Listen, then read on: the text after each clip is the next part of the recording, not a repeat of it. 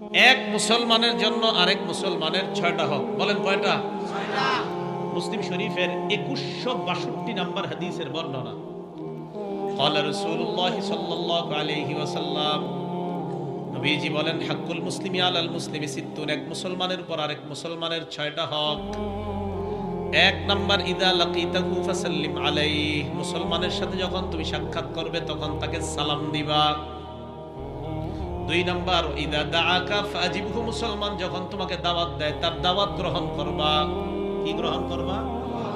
এখন কথা হলো, আপনি যে দাওয়াত গ্রহণ করবেন, তার এই দাওয়াতটা যদি কোনো হারাম জিনিসের দাওয়াত হয় তাহলে দাওয়াত গ্রহণ করার ক্ষেত্রে সতর্কতা অবলম্বন করা।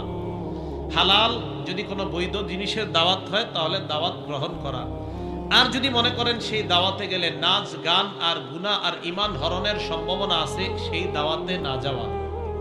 3 নাম্বার, ওয়া ইদাস্তানসাহাকা ফানসাহলা, মুসলমান তোমার কাছে কল্যাণ কামনা করলে তার কল্যাণকামী হওয়া। 4 নাম্বার, ওয়া ইদা আতাসা ফাহামিদাল্লাহ, কোন মুসলমান হাঁচি দেওয়ার পর যদি আলহামদুলিল্লাহ বলে, ফাশাম্মিতহু, তুমি তাকে ইয়ারহামুকাল্লাহ বলে দোয়া করা। 5 নাম্বার, ওয়া ইদা মারিদা ফাউদহু, কোন মুসলমান যখন অসুস্থ হয় তাকে তুমি দেখতে যাও। 6 নাম্বার, ওয়া ইদা মাতা ফাত্তাবিহু, মুসলমান যখন মারা যায় তার জানাজায় তুমি উপস্থিত হয়ে যাও। তাহলে মুসলমানের জন্য মুসলমানের কয়টা হক?